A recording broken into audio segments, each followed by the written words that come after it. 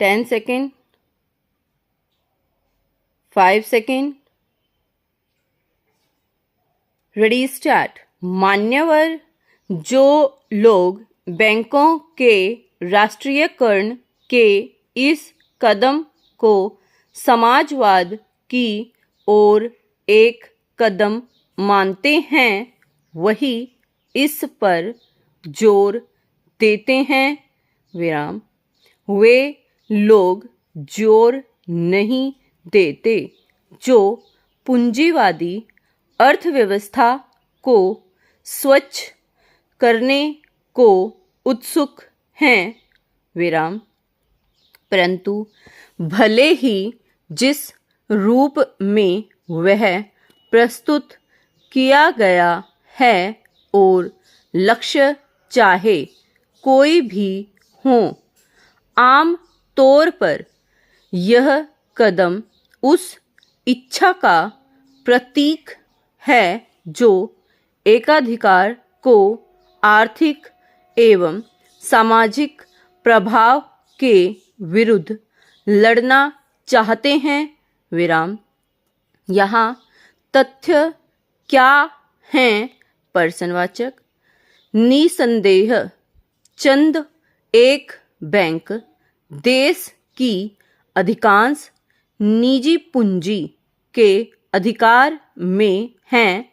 इनकी कुल जमा पूंजी के अनुपात में अदा किया गया मूलधन तथा रिजर्व बहुत ही कम हैं विराम। यानी बड़े बैंकों में 2% से भी कम इन बैंकों के शेयरों का अधिकांश भाग कई लोगों के हाथों में बिखरा हुआ है, जिसमें से प्रत्येक व्यक्ति अपेक्षाकृत कम पूंजी रखता है विराम। इससे बैंकों पर कारगर नियंत्रण रखने के लिए अपेक्षाकृत अधिक शेयर रखने वालों के समूह को सहायता मिलती है विराम। यह देखा गया है कि जिनका नियंत्रण बैंकों पर है, उन्हीं का संबंध उद्योगों तथा व्यवसाय से होता है विराम। कुछ एक तो इस तरह बड़े व्यावसायिक घराने बन बैठते हैं विराम। ये घराने फिर बैंकों से बड़े बड़े ऋण ले लेते हैं, जो आर्थिक तथा सामाजिक दृष्टि से हितकर नहीं होता विराम।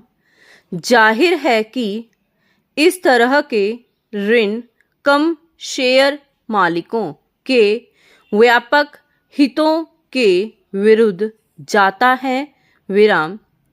राष्ट्रीयकरण इस त्रुटि को दूर करने का प्रयास करता है विराम। पहला, ये तथ्य ही ऐसे हैं कि जिन्हें चुनौती नहीं दी जा सकती विराम। इस पर बहस हो सकती है कि इस त्रुटि को दूर करने के लिए कौन सा तरीका अपनाया जाए विराम।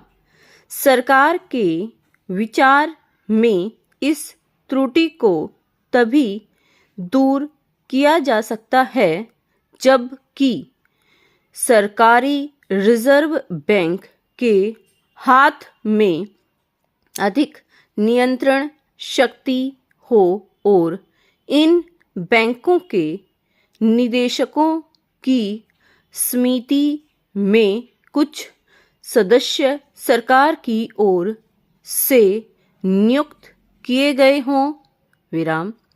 इसी तरह से अन्य उपाय सरकार द्वारा सुझाए जाते हैं विराम।